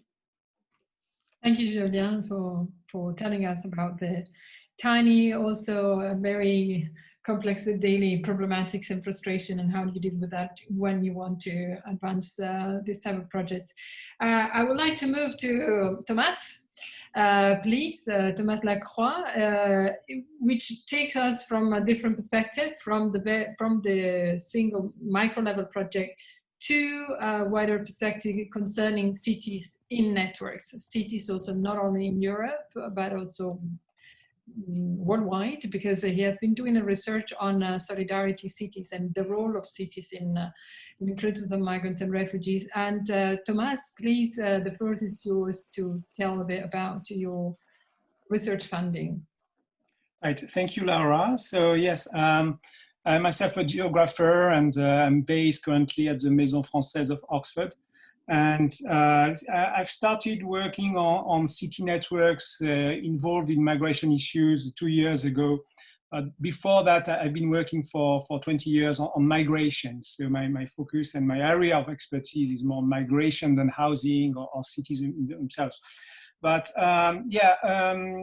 well, my role here is to open up the discussion and to embed it in a broader context of migration and city mobilizations, which has undergone a tremendous shift over the last years. Would it be possible to show my slide with the graph?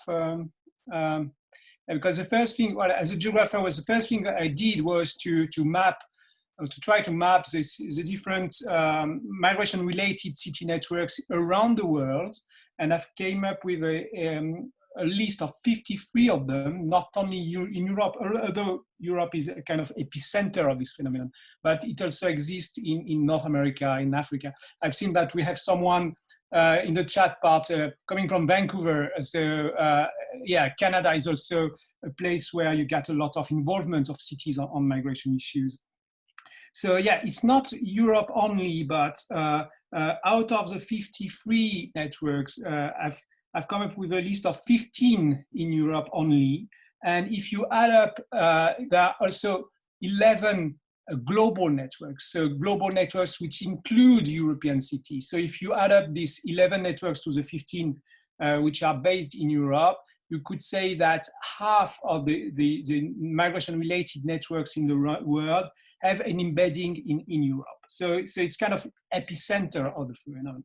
There are many reasons for that.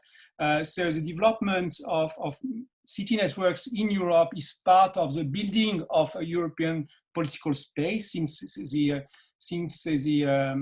Maastricht area, since the early 90s. But what has changed over the last period is that there has been, in Europe in particular, a growing reliance of states and of the EU on cities for the implementation of integration policies. And this reliance has translated into the flourishing of city networks, which have been sponsored by international organizations, by states, by the EU itself, like URBACT is an example of it. But there has been one of the changes that more recently, especially since 2015, since the so-called migration crisis, there has also been a growing number of more spontaneous, more grassroots creation of city networks around these issues. And once again, it's linked to the current context and the current migration policies in this part of the world. And what we observed as well is that the vocabulary and the field of involvement have changed. We were talking about long-term integration, and now we see that the cities call themselves welcoming cities, sanctuary cities, solidarity, refuge city. In Belgium, we have the commune hospitalière. We have in France the Association Nationale des Territoires Accueillants. So there is a shift from long-term integration to short-term reception, I would say. And this move has been spurred by the transformation of the nature of flows, and they are more unstable, more volatile. But of course, it's really linked to the surge of security-oriented migration policy, which destabilize the immigrant communities. We touched upon this issue earlier in the presentations. Yeah, so that's pretty much it. And this shift from integration to welcoming policies, housing is of course a key issue, along with health and primary welfare support in general. And one of the challenges of cities in this regard is to target and to touch the populations which basically have no rights at all. The undocumented people, the people who have not managed to get the status of refugees. And so because somehow the cities are now paying the price of the failure of the Dublin system, the asylum system in Europe, which is itself linked to the failure of the broader migration policy system. So yeah, we might talk about that, but there had been a lot of initiatives in that sense to lobby the institutions, the European institutions, to lobby the states for more realistic migration policies. And also what has been key is that there has been the signature of the Global Compact for Migration in 2018, which give a kind of policy framework at the global level for states, for the migration management. And in this document, the word local authorities appears 14 times, which means that yes, these local authorities are now a key player, they have a central role in the formulation of and the implementation of migration-related policies. So yeah, I'm happy to respond to these questions, and it's really related to housing, to health, and and this kind of right-based issue. Yeah, thank you. Thank you, Thomas. I see that we are really running out of time, but that's, you know, can be seen as a bad sign because we are not perfectly in time, but it's also a sign that there is need to debate this and to share, to have this kind of event, and also more focus or more specifically targeting some of the points that have been interestingly raised during this presentation. So if you I talked to you as we will be sitting in the same room. So if you can dedicate a little bit of more time, or like 5 to 10 minutes time to conclude this part, I would be very thankful, and give the floor to Ruth to pick up some of the questions that come from the participants, and then closing this very dense and a super interesting event. Thank you.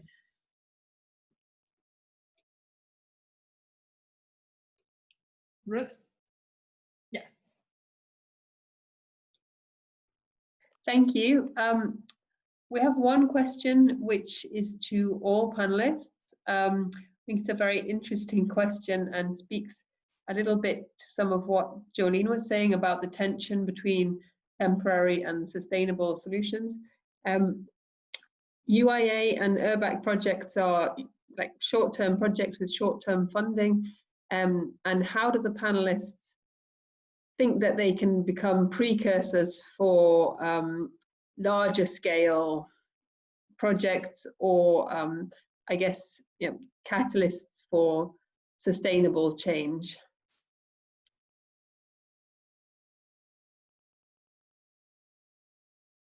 Yeah, like I guess the question is, how do we avoid that these projects are just sort of one shots?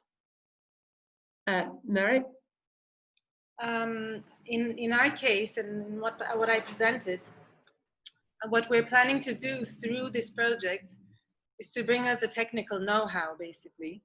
So the housing provider that we are planning to establish, we're also working on the business plan, which means that it's going to be working with a funding scheme that we are planning that will ensure its sustainability. So one of the examples is basically, in order to renovate, at the moment we're planning to, let's say, create a budget which can allow us to renovate 50 housing units, and that we will use from national funds for energy upgrade of housing and some other schemes of that sort. So we're not going to be relying on grants, programs, or projects, but actually create, let's say, a sustainable business model. I mean, we're going to be approaching the housing provider in that sense. Okay, thanks. Jolene? Maybe how the project of Ghent was sustained is actually showing the beneficiaries, so the refugees, showing what they received out of the project to the political board. So we organized an international conference where the political board was attending, sitting on the front line, and those refugees were presenting their own conference, saying what helped to them. So instead of just giving the report to the political board, what they wouldn't read within 50 pages, we organized something dynamic with the beneficiaries. And then you can say more difficult no.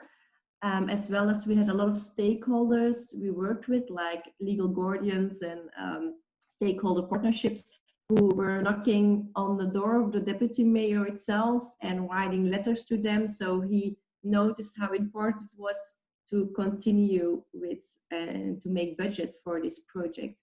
So yeah, don't underestimate that when a political deputy mayor is receiving content from different parties, it's more helpful than just saying as administration, I work for the government, just say it's a good idea, just go on with it. We have this group saying it's a good project. That really helped for my project, at least.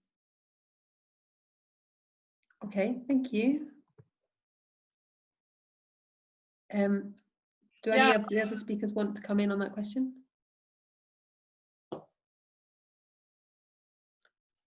Yeah, can I say something? Yes. Yeah, all right.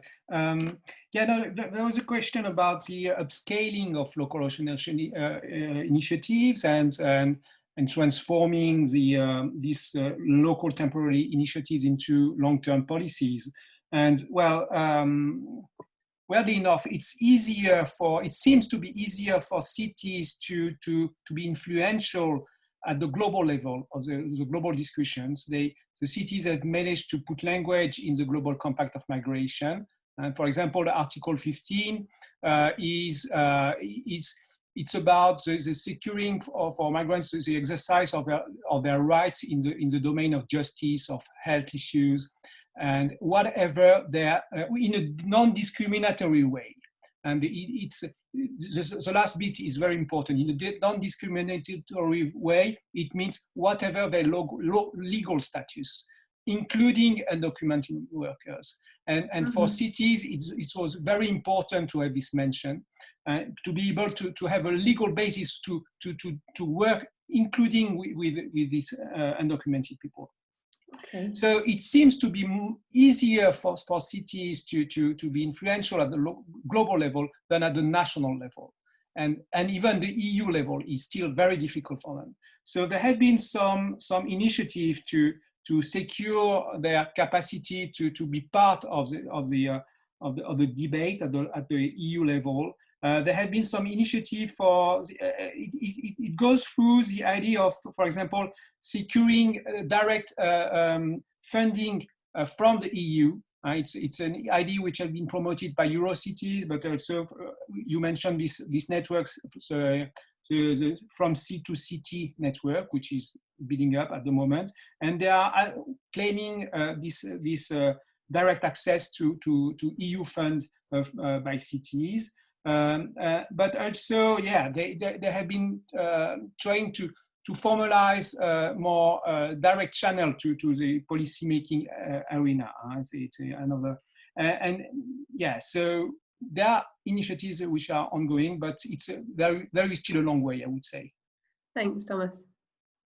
Thanks, Thomas, and thank you also, Ruth, for keeping up this question. I would like to close with a dialogue between the two of us, and saying that maybe you, as the Deputy Director of FEANTSA, can tell us a bit about the current challenges. I mean, we did not focus specifically on the situation of a pandemic crisis, a post-pandemic, and what was going to happen also of progressive policies that some cities have been promoting, like moratoria for rent arrears, stopped eviction, rental freeze, and temporary accommodation, which some of them are really, really progressive, and we would have liked to see them long term. And also the question in relation to what is Europe doing to respond to this.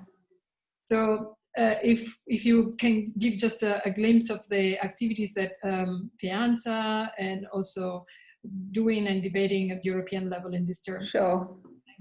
Okay, so I'll try and be very quick. I think probably the main message from today's discussion for me was that we face a very worrying situation in terms of homelessness in the European Union, but there's nothing inevitable about this situation, and that public policy can end homelessness. I think COVID-19 is a potential turning point. We've seen exceptional efforts to keep people housed or get them into emergency housing because of this public health crisis. And we can't go back to business as usual from here. The recovery package, both at EU level and the various recovery measures that will be introduced in different member states, could provide a major opportunity for a change in direction. Clearly, homelessness can only be ended if the current failures of asylum and immigration policies are addressed. Cities are very much on the front line in the fight against homelessness, but they can't do it on their own. We need national homelessness strategies, and I think we need the EU to play its role. We've seen very much in this discussion, and especially when it comes to asylum, that this is very much mixed up with EU competence. We've seen some really positive signs from the European Commission recently on homelessness. Commissioner Schmidt published an op-ed this week talking about how homelessness is going to be an important priority for him going forward with the action plan on the European Pillar of Social Rights. So I think that's a really promising development that we should all support and engage in. I think European cooperation can be a real added value for cities, both in terms of accessing resources and programs like UIA and URBACT, but also in terms of mutual learning and sharing of experience. I think the discussion today has been a really good example of that. And certainly FEANTSA is really benefits from all of the engagement that we have with cities. We have a growing number of cities in our membership, and we're really keen to engage in this kind of European capacity building to try and shift from managing homelessness as a perpetual crisis to actually dealing with it properly, so that we don't have to live with it as a fact of life forever. Thank you very much. Thank you for those messages. It's also important that we don't need to get tired, but also to create a critical mass of voices that are campaigning for this. I think it's an important part to remember. I would like to close here, saying that please check the websites of UIA and URBACT for the report, a small article that we're going to publish about this event today. But also we are organizing a session at the European Week of Regions and Cities, where we will really like to have the participation of the EU Urban Agenda partnerships on housing, on poverty and inclusion of migrants and refugees, and also the organizations that have been active or are active at the European level. And please share with us any ideas, proposal that we will try to accommodate. This initiative includes also, we haven't started yet for many reasons, but we will have podcasts, and we're planning to have the short video stories of the cities that will be produced in the coming months. And also the next event as such is going to be the 6th of November, dedicated to fair finance. So thank you very much for to the whole group that is behind the curtains that you don't see, from UIA and URBACT, to prepare and to run this event. So, and thanks from myself to everyone, to you. Bye. Bye-bye.